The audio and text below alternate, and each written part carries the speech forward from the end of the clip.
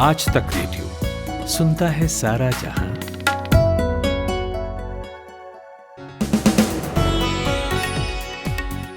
आठ दिसंबर की तारीख, बुधवार का दिन। आप सुन रहे हैं आज तक रेडियो पर शाम का पॉडकास्ट दिन भर। मैं हूं कुलदीप मिश्र। देश के chief of defence staff general Bipin Rawat नहीं रहे। तमिलनाडु में उनकी पत्नी समेत 13 लोगों का एक हेलीकॉप्टर हादसे में निधन हो गया। इस पर बात करेंगे। किसान आंदोलन कब तक चलेगा? संयुक्त किसान मोर्चा की बैठक आज हुई है। सरकार अब काफ़ी नरम नजर आने लगी है। एक और चिट्ठी आज लिखकर किसानों को मनाने का जतन किया गया। क्या किसान आंदोलन अब खत्म होने के कगार पर है? इस पर बात होगी। और फिर बात करेंगे नागालैंड फायरिंग पर। उस घटना में बच गए एक सर्वाइवर ने दावा किया है कि सुरक्षा बलों ने बिना चेतावनी के बेकसूर नागरिकों पर गोली चलाई थी। सुनिएगा हमारी उस रिपोर्टर को जिन्होंने बात की है इस घटना के सर्वाइवर से। और अंत में बात होगी वर्ल्ड इनइक्वालिटी रिपोर्ट की। भारत में आर्थिक गैर बराबरी का आंकड़ा, जिसके मुताबिक 10% लोगों के पास 57% संपत्ति है। बाकी 90% के लिए इस आंकड़े का क्या मतलब है, ये समझेंगे। लेकिन पहले 60 सेकंड्स में आज की बड़ी हेडलाइंस खुशबू कुमार से। हेलीकॉप्टर हादसे में नहीं रहे सीडीएस बिपिन रावत, पत्नी सहित 13 लोगों की मौत, वायुसेना ने की पुष्टि। सीडीएस जनरल बिपिन रावत के निधन पर पीएम मोदी, राष्ट्रपति कोविंद समेत अन्य नेताओं ने जताया दुख। वहीं सभी शव कल शाम तक दिल्ली पहुंचने की उम्मीद। किसानों ने स्वीकार किया सरकार का प्रस्ताव। कल दोपहर 12 बजे फिर होगी बैठक। पीएम मोदी की अध्यक्षता में हुई कैबिनेट मीटिंग में लिए गए 2 बड़े फैसले। 2024 तक जारी रहेगी प्रधानमंत्री ग्रामीण आवास योजना। केन बेतवा प्रोजेक्ट को लिंक करने की भी मिली मंजूरी। 18 दिसंबर को देश के सबसे बड़े गंगा एक्सप्रेसवे की आधारशिला रखेंगे पीएम मोदी। नेवी के किलर स्क्वाड्रन को मिला प्रेसिडेंट स्टैंडर्ड अवार्ड। 1971 की जंग में निभाई थी अहम भूमिका। जम्मू कश्मीर के शोपियां में सुरक्षा बलों और आतंकियों के बीच मुठभेड़, 3 दहशतगर्द ढेर। 57 देशों तक पहुंचा नया वेरिएंट ओमिक्रॉन। अधिकतर केस उन लोगों में जो विदेश से हैं लौटे। और आरबीआई ने कहा 4% रहेगा रेपो रेट। 2022 में 9.5% की दर से जीडीपी बढ़ने का है अनुमान।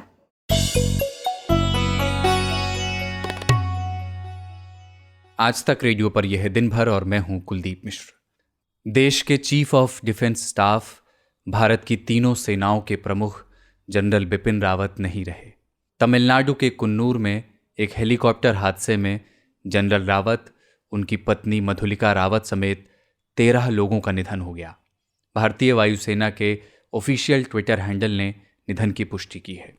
घटना के जो वीडियोस सामने आए उनमें हेलीकॉप्टर पूरी तरह तबाह हो चुका है और उसके मलबे में आग लगी हुई है। एक चश्मदीद ने इंडिया टुडे टीवी को बताया कि हेलीकॉप्टर पहले एक पेड़ से टकराया और फिर उसमें आग लग गई।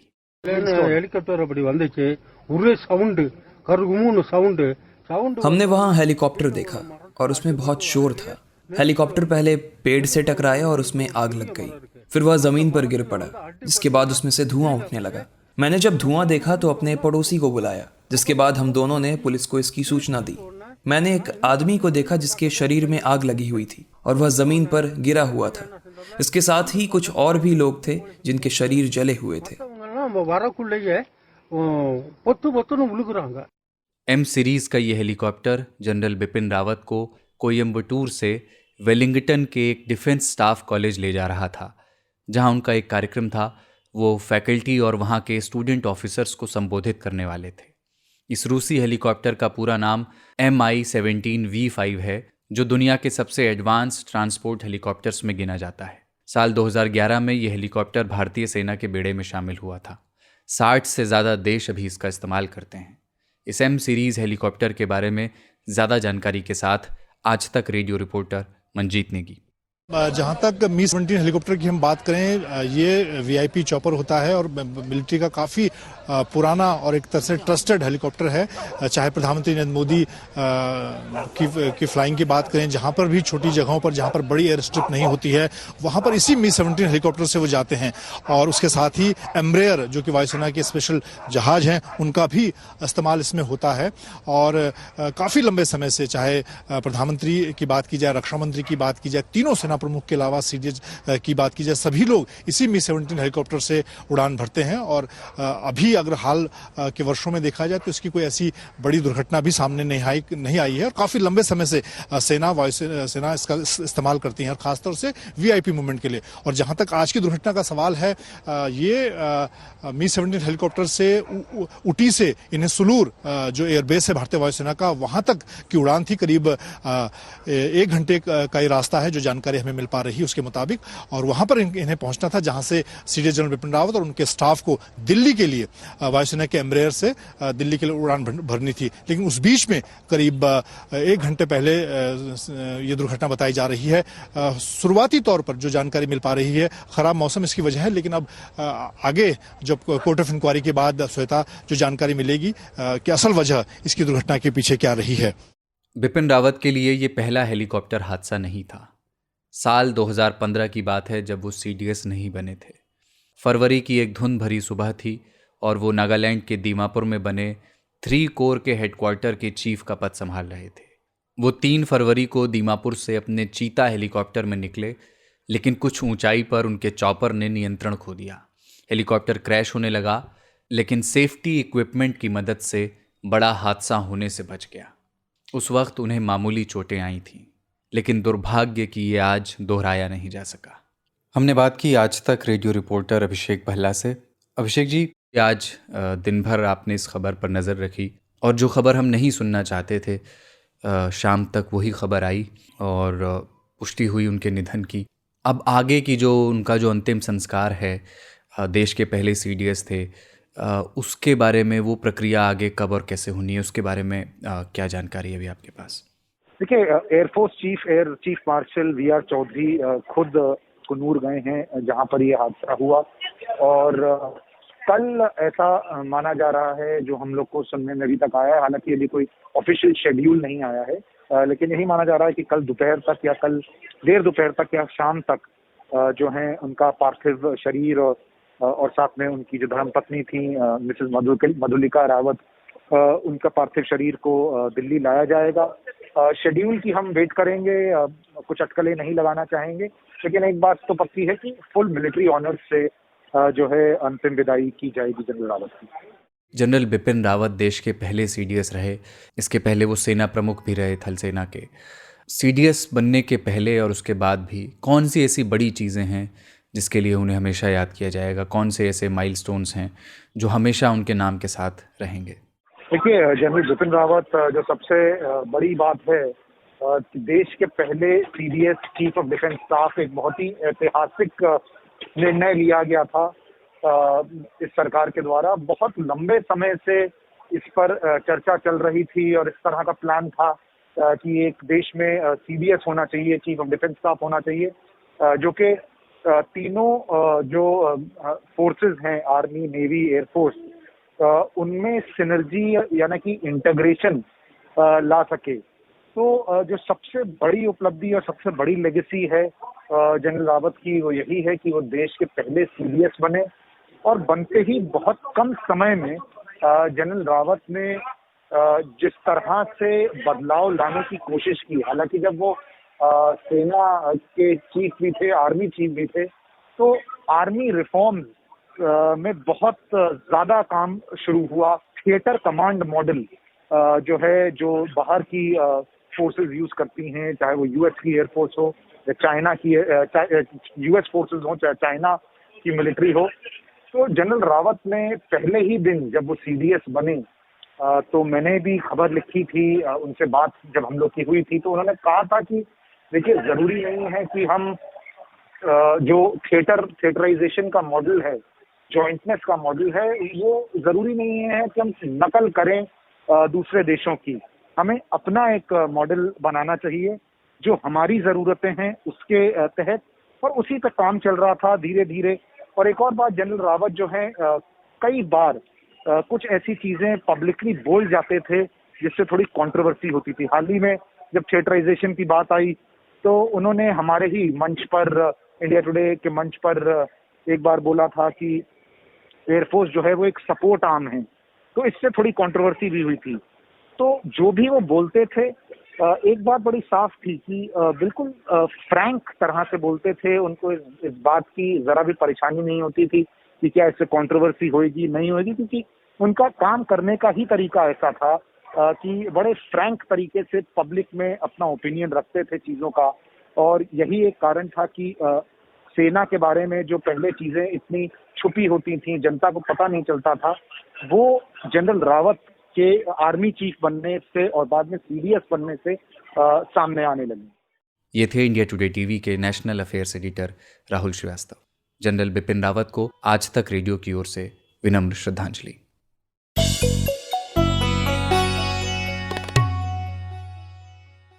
अगली खबर किसान आंदोलन से जुड़ी। किसान आंदोलन का भविष्य क्या होगा, क्या होना चाहिए, क्या इसे वापस ले लेना चाहिए, इस पर किसान संगठनों की बैठकों का सिलसिला चल रहा है। सरकार और किसान संगठनों के बीच चिट्ठियों का लेन देन हो रहा है। किसान चाहते हैं कि मुकदमे वापसी और मृतक किसानों को मुआवजे से जुड़े सवालों को भी सरकार एड्रेस करे।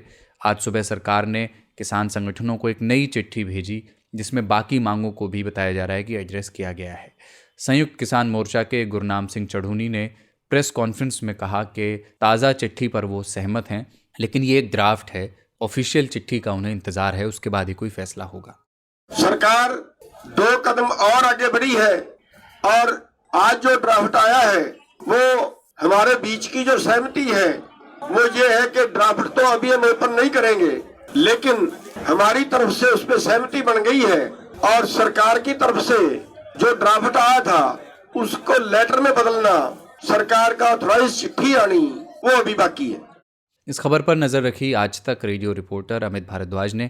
हमने उनसे बात की और पूछा कि आज जो सरकार ने चिट्ठी भेजी है, जिसे चढ़ूनी साहब ड्राफ्ट कह रहे थे, अनऑफिशियल चिट्ठी कह रहे थे, उसमें कहा क्या गया था और क्या पूरा संयुक्त किसान मोर्चा उससे संतुष्ट दिखता है प्रिंसिपली? देखिए, सबसे पहले ये हमें ध्यान देना होगा कि केंद्र सरकार की तरफ से 2 ड्राफ्ट संयुक्त किसान मोर्चा को मिला। पहले ड्राफ्ट में एमएसपी की कमेटी के बारे में जिक्र था, केस वापसी को लेके अग्रीमेंट था, लेकिन वो कंडीशनल था कि पहले संयुक्त किसान मोर्चा अपना आंदोलन वापस ले, उसके बाद ही केसेस वापस होंगे। जहां तक कंपनसेशन की बात थी तो उसमें अग्रीमेंट हो गया था, ये कहा गया था कि यूपी और हरियाणा दोनों इन प्रिंसिपल अग्री करता है कंपनसेशन के लिए, और पंजाब ने ऑलरेडी कंपनसेशन का प्रोसेस जारी रखा हुआ है। बिजली बिल को लेकर सरकार ने कहा था कि अगली बार जब भी बिजली बिल का ड्राफ्ट आता है तो हम सभी स्टेक होल्डर्स से बात करेंगे। जो रिवाइज्ड ड्राफ्ट आया आज की तारीख में, इस रिवाइज्ड ड्राफ्ट में ये फर्क था कि सरकार ने एमएसपी वाले मुद्दे पे कहा है कि संयुक्त किसान मोर्चा के लोग इसमें शामिल होंगे, प्रोक्योरमेंट नहीं घटेगी, और मैंडेट क्लियर किया, यानी कि जो कमेटी गठित होगी बहुत स्पष्ट रूप से कहा गया है कि वो कमेटी का मैंडेट होगा कि ये इंश्योर कराना कि कैसे किसानों को एमएसपी मिलेगा। तो ये एक सबसे बड़ा फर्क है। दूसरा, सरकार ने अब unconditional immediate withdrawal of cases के लिए रेडी हो गई है, यानी कि जैसे 12 महीने में किसानों के जो अलग अलग केसेस दर्ज हुए थे किसान आंदोलन के दौरान, उन सब को सरकार अनकंडीशनली वापस ले रही है। और साथ ही ये भी कहा कि बाकी राज्यों को भी वो इंस्ट्रक्ट करेगी कि ये केसेस वापस ले लिए जाए। तीसरा, कंपनसेशन को लेकर भी बात कह दी गई कि कंपनसेशन को लेकर भी अग्रीमेंट हो गया है। इलेक्ट्रिसिटी बिल वाला जो मामला था, जहां पेज खस्ता हुआ दिख रहा था, वहां भी सरकार ने बहुत स्पष्ट रूप से कहा है कि स्टेक होल्डर्स के साथ साथ संयुक्त किसान मोर्चा के रिप्रेजेंटेटिव के साथ चर्चा होगी, उसके बाद ही इस ड्राफ्ट को सामने लाया जाएगा। तो ये 24 घंटे में तस्वीर कुछ इस तरह से बदली है और इसी वजह से अब ऐसा लग रहा है कि कल जब मीटिंग होगी संयुक्त किसान मोर्चा की तो उसमें औपचारिक ऐलान कर दिया जाएगा आंदोलन वापसी का। अच्छा अमित, आज की बैठक के बाद जो प्रेस कॉन्फ्रेंस हुई है संयुक्त किसान मोर्चा की, उसमें नेताओं ने क्या संकेत दिए हैं कि संयुक्त किसान मोर्चा अब आगे क्या करने जा रही है? देखिए, संयुक्त किसान मोर्चा के जो सीनियर मेंबर्स हैं उन्होंने प्रेस से बात की और कहा, इस पूरे बात को स्पष्ट किया कि जो पहला ड्राफ्ट था और दूसरा ड्राफ्ट है उसमें इन प्रिंसिपल क्या डिफरेंसेस से, किस तरह से जो रिवाइज ड्राफ्ट केंद्र सरकार का रिवाइज मसौदा आया है उसमें कैसे कॉन्क्रीट बातें कही गई हैं, जिसकी वजह से संयुक्त किसान मोर्चा के विभिन्न संगठनों में एक कॉन्फिडेंस बिल्ड हुआ और उसकी वजह से कहीं ना कहीं सहमति बन गई। हालांकि किसान नेता ये कह रहे हैं कि वो उन्होंने जीत हासिल कर ली है, लेकिन जहां तक एमएसपी का मामला है, एमएसपी पे फुल फ्लेजेड विक्ट्री नहीं है। इस फॉर्म में आंदोलन वापस लिया जाएगा और एमएसपी के लिए एक बड़ी लड़ाई नई सिरे से करने की तैयारी शुरू की जाएगी। ये थे आज तक रेडियो रिपोर्टर अमित भारद्वाज। अब बात नागालैंड की, जहां 4 दिसंबर के दिन सुरक्षा बलों की एक चूक से 14 सिविलियंस की जान चली गई थी। उन्होंने उन्हें उग्रवादी समझकर गोलियां चला दी थीं। मामले की जांच चल रही है और इस बीच फोर्सेस को अतिरिक्त अधिकार देने वाले कानून आफ्सपा को वापस लेने की मांग वहां के मुख्यमंत्री कर रहे हैं। नागा पीस टॉक्स के भी अधर में लटकने की आशंका है। अब खबर आई है कि स्थानीय लोगों का दावा है कि सिविलियंस की मौत के बाद लाशों के कपड़े बदलने की कोशिश भी की गई थी। 2 कोल माइनर्स जो इस घटना में बच गए थे, उनमें से एक से आज तक रेडियो रिपोर्टर श्रेया चैटर्जी ने विस्तार से बात की है। श्रेया से बात करेंगे, लेकिन उसके पहले आपको सुनवाते हैं इस घटना पर गृह मंत्री का वो बयान जो उन्होंने संसद में दिया था। भारतीय सेना को नागालैंड के मौन जिले के तिजित क्षेत्र में तिरू गांव के पास उग्रवादियों की आवाजाही की सूचना मिली थी। इसके आधार पर सेना के 21 पैरा कमांडो के एक दस्ते ने दिनांक 4/12/2021 की शाम को संदिग्ध क्षेत्र में एम्बुश लगाया था। एम्बुश के दौरान एक वाहन एम्बुश के स्थान के समीप पहुंचा। उसे रुकने का इशारा और प्रयास किया गया। रुकने की बजाय वाहन द्वारा उस जगह से तेजी से निकलने का प्रयास किया गया, जिसके उपरांत इस आशंका पर कि वाहन में संदिग्ध विद्रोही जा रहे थे, वाहन पर गोली चलाई गई, जिससे वाहन में सवार 8 व्यक्तियों में से 6 व्यक्तियों की मृत्यु हुई। बाद में ये गलत पहचान का मामला पाया गया। गृहमंत्री अमित शाह कह रहे थे कि जिस गाड़ी में लोग सवार थे उसे पहले रोकने की कोशिश की गई, लेकिन जब वे नहीं रुके तब गोली चलाई गई। ये गृहमंत्री ने कहा था। लेकिन जो सर्वाइवर है इस घटना का, जो अभी अस्पताल में है, उसने इससे उलट बात कही है। हमने बात की श्रेया चैटर्जी से, जो अभी नागालैंड में हैं और जिन्होंने इस घटना के सर्वाइवर से खुद बात की है। श्रेया, गृहमंत्री कह रहे हैं कि गोली चलाने से पहले चेताया गया था। सर्वाइवर क्या कह रहा है? देखिए, शेवांग की बात करें, जो कि 2 में से एक सर्वाइवर है उस दिन के हादसे से। ये उन 8 लोगों की जो गाड़ी थी उनमें मौजूद थी बोलेरो पिकअप वैन, जिससे ये हर शनिवार कोयले खदान से अपने गांव वोटिंग जाते थे। उस दिन भी ये लोग जा रहे थे।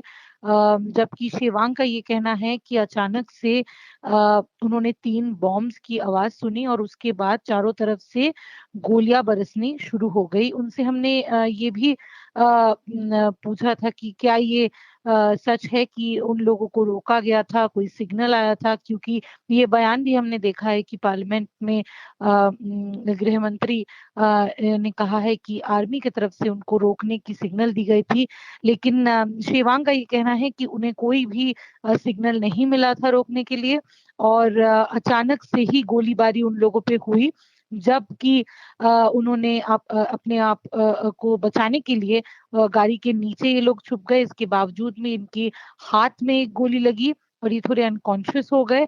और लेकिन अनकॉन्शियस होने के बावजूद जो थोड़ा इनको समझ आया था कि इनको एक गाड़ी जिस बोलेरो पिकअप गाड़ी में ये थे, उस गाड़ी में से उठा के दूसरे गाड़ी में ले जाया गया था। उसके बाद इनको कोई भी चीज याद नहीं है।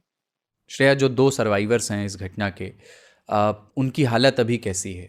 शेवांग और युवांग, ये दोनों जो सर्वाइवर्स बच गए थे उस हादसे से, वो अभी असम मेडिकल कॉलेज अस्पताल डिब्रूगढ़ में भर्ती है और उन दोनों का इलाज चल रहा है। शेवांग की हाथ और चेस्ट में गोली लगी है और जो युवांग है उनकी कान और सर के बीच बुलेट लगने के कारण एक सर्जरी भी हुई।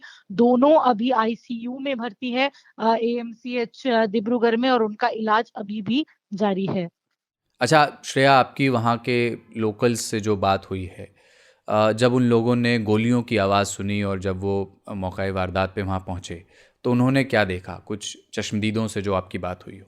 देखिए हमारी बात वहाँ की जो ओटिंग गाँव के लोग हैं उनसे हुई थी। वो सर्च पार्टी बना के उसी स्पॉट पे जो लोंगखाव स्ट्रीम के बहुत ही पास है वहाँ पहुँचे और केतवांग कोन्याक बोल के जो एक ओटिंग विलेज का स्टूडेंट यूथ लीडर है वो सबसे पहले उस स्पॉट पे पहुँचे और हमसे उनसे बातचीत करते हुए ये कहा कि जब उन्होंने देखा कि वहाँ पे उनकी गाड़ी जो बोलेरो पिकअप गाड़ी है जो कि गाँव वालों को हमेशा लेके वापस जाती थी, वो गाड़ी में बुलेट मार्क्स थे और खून के निशान थे, तो वो आगे जाते देखे कि एक और पिकअप वैन जल्दी में भाग रहा था। तो उन्होंने उसको फॉलो किया, फॉलो करते हुए उन्होंने और 3 गाड़ी देखी जिसमें उन्होंने आर्मी वालों को नज़र आया। तो बातचीत करते हुए उन्होंने जो पिकअप वैन है उसमें सर्च किया और उसमें से उन्होंने 6 डेड बॉडीज़ निकाले और उनका ये भी दावा है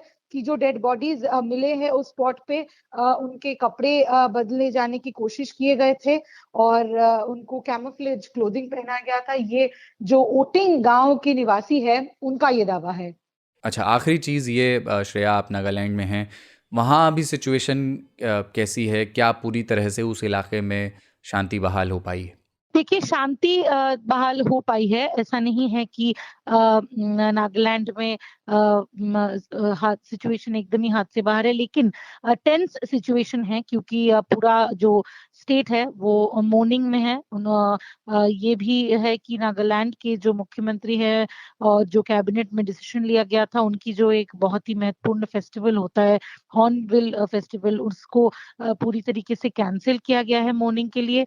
और हमें ये भी पता है कि अभी फिलहाल जो एक बंद उन्होंने अनाउंस किया है, उस बंद को अभी भी और 6 दिन चलेगा। कल से पूरा जो मोन डिस्ट्रिक्ट है वो प्रोहिबिटरी ऑर्डर्स लॉकडाउन में है और सिर्फ जो कि स्पेशल सर्विसेज है या फिर इमरजेंसी सर्विस है उसके अलावा किसी को भी जाने आने की इजाजत नहीं है। तो कहीं ना कहीं सिचुएशन हाथ के बाहर में जरूर नहीं है, लेकिन टेंशन अभी भी नागालैंड में है। ये थी नागालैंड से आज तक रेडियो रिपोर्टर श्रेया चैटर्जी।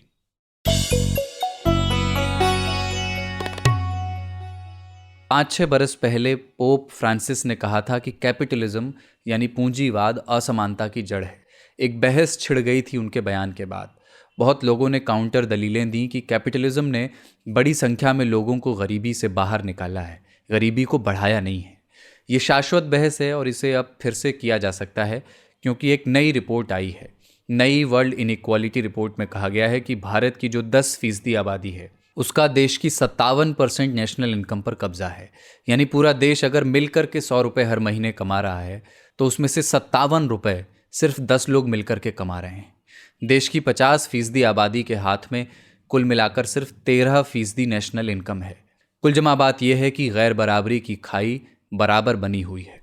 इस रिपोर्ट के और पहलुओं को समझने के लिए हमने बात की इकोनॉमी के जानकार और senior business journalist Shishir Sinha से और पूछा कि इस रिपोर्ट से भारत की और भारतीयों की क्या तस्वीर उभरती है।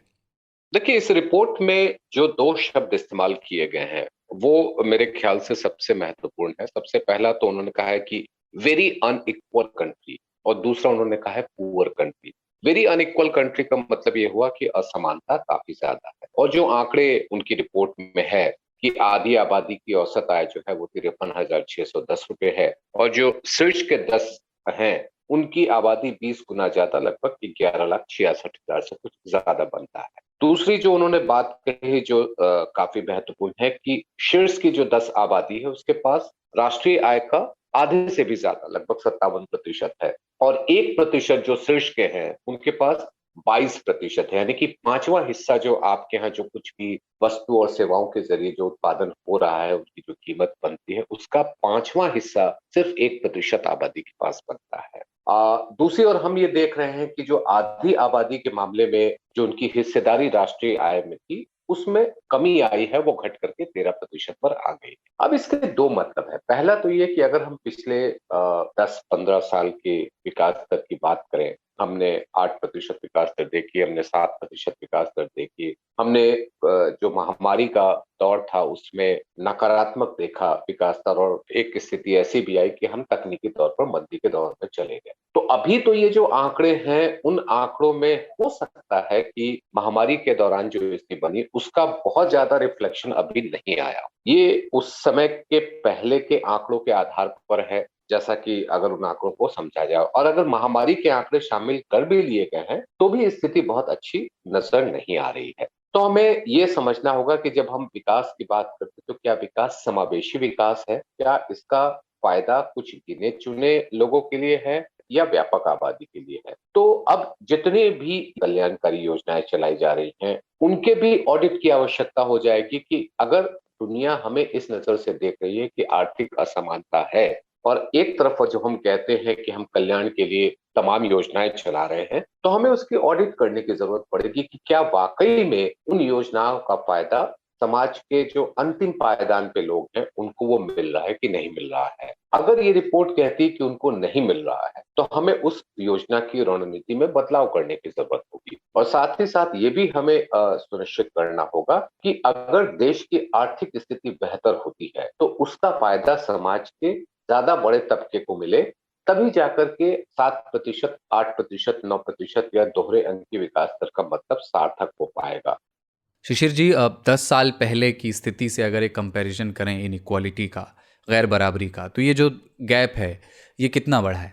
देखिए, इस समय देश में लगभग 24 करोड़ परिवार है, और 24 करोड़ परिवार में हमें ये सोचना है कि 24 करोड़ परिवार की मूलभूत आवश्यकताएं क्या है। मूलभूत आवश्यकता हम सभी जानते हैं, रोटी, कपड़ा और मकान। और आज के दौर में ये चीजें और भी महत्वपूर्ण हो जाती है कि आपके पास सर के ऊपर आपकी छत है कि नहीं, और खासतौर पर अगर मैं महामारी की बात करूं। अब जब सरकार कहती है कि हमने प्रधानमंत्री आवास योजना शहरी और ग्रामीण के तहत हमने घर मुहैया कराने का, पक्का घर मुहैया कराने का लक्ष्य रखा है, तो हमको ये देखना होता है कि क्या ज्यादा से ज्यादा संख्या में लोगों को जो बेघर हैं या जिनके पास कच्चा मकान है या जिनके पास रहने लायक भी नहीं है, क्या उनको ये सुविधा मिल पा रहा है कि नहीं।